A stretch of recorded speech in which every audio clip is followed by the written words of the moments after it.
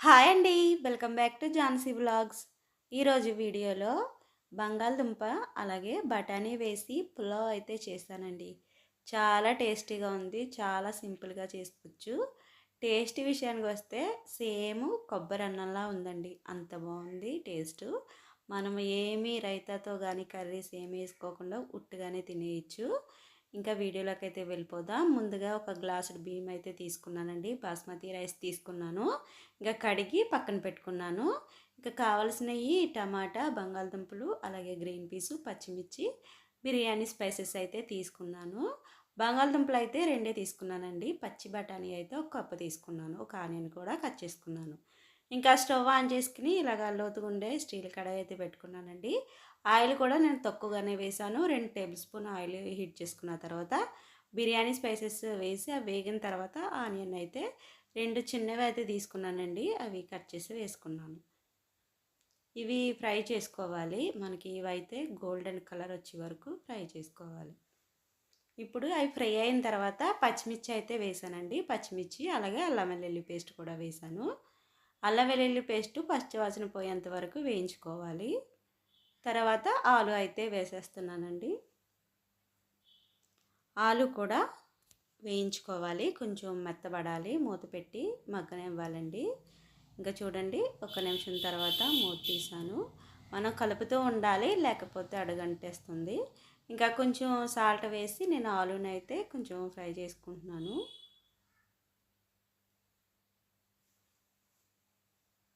ఇప్పుడైతే బఠానీ అయితే వేసేస్తున్నానండి. పచ్చి బఠానీ ఇవి కూడా వేపుకోవాలి. మనం మగ్గనివ్వాలి. ఆలులోని దాని తర్వాత ఒకటి వేసుకునివ్వాలి. మనం బంగాళదుంపకి టైం ఇచ్చాము, అలాగే గ్రీన్ పీస్ కూడా టైం ఇవ్వాలి పచ్చి బఠానీకి. ఇంకా టమాటా అయితే ఒక్కటే తీసుకున్నానండి. ఇలాగా పెద్ద పెద్దగా కట్ చేసేసి వేసుకున్నాను. టమాటా కూడా కొంచెం మెత్తబడాలండి. ఇంకా మూత పెట్టి మగ్గనివ్వాలి. చూడండి, మూత తీసిన తర్వాత టమాటా అయితే కొంచెం సాఫ్ట్గా అవ్వింది. ఇప్పుడైతే పెరుగు అయితే హాఫ్ కప్పు పెరుగు తీసుకుంటున్నానండి. పెరుగు వేసుకుని కలుపుకోవాలి. మంటని సిమ్లో పెట్టుకోవాలండి. పెరుగు వేసిన తర్వాత మూత పెట్టుకుని మగ్గనివ్వాలి. పెరుగు వేసిన తర్వాత మనం పెరుగు వేసిన తర్వాత వాటర్ అనేది వస్తుంది. ఆ వాటర్లో ఆలు, గ్రీన్ పీసు అన్నీ బాగా మెత్తగా ఉడుకుతాయి. ఇంకా మిరియాల పౌడర్ అయితే కొంచెం వేసానండి. కొద్దిగా గరం మసాలా ఇంక ఇవి వేసిన తర్వాత ఒకసారి కలుపుకోవాలి. చూడండి, ఇలా ఉండాలి. ఇప్పుడైతే నేను 2 గ్లాసుల వాటర్ అయితే వేస్తున్నానండి. బాస్మతి రైస్కి గ్లాసున్నర కూడా వేసుకోవచ్చు. మరీ పొడి పొడిగా ఉంటే ఇష్టపడరు మా ఇంట్లో వాళ్ళు. అందుకే 2 గ్లాసుల వాటర్ అయితే వేస్తున్నాను. ఇంకా మూత పెట్టుకుని ఎసరిని అయితే మరగనిద్దాము. చూడండి, ఎసరైతే మరిగిపోయింది. ఒకసారి కలుపుకొని ఇప్పుడు ఉప్పు కూడా వేసుకోవచ్చండి. ఇంకా రైస్ అయితే కడిగి పెట్టుకున్నాం కదండి, రైస్ అయితే వేసేసాను. రైస్ వేసిన తర్వాత ఒకసారి మిక్స్ చేసుకోవాలి. నేను హై ఫ్లేమ్లో పెట్టేసుకుని ఇంకా మంటని ఇంకా నీళ్ళన్నీ బాగా దగ్గర పడేంత వరకు నేను హై ఫ్లేమ్లో అయితే పెట్టేశానండి.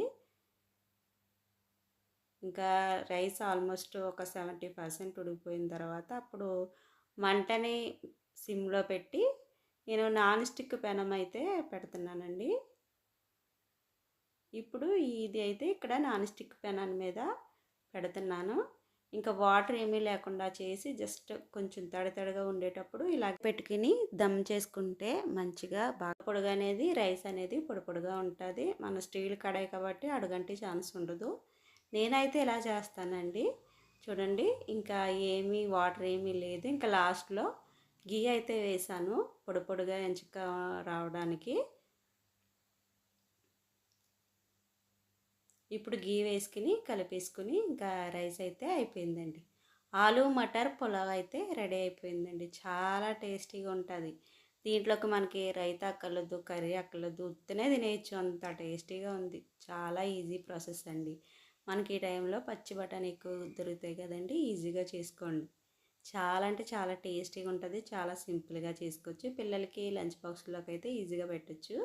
త్వరగా అయిపోతుంది కాబట్టి ఎవరైనా ఫస్ట్ టైం మా వీడియో చూసినట్టయితే లైక్ చేయండి, షేర్ చేయండి, సబ్స్క్రైబ్ చేసుకోండి. ఓకేనండి. నెక్స్ట్ వీడియోలో కలుద్దాము. నా వీడియోని మీ ఫ్రెండ్స్ అండ్ మీ ఫ్యామిలీ మెంబర్స్‌కి షేర్ చేయండి. ఓకే అండి. బాయ్.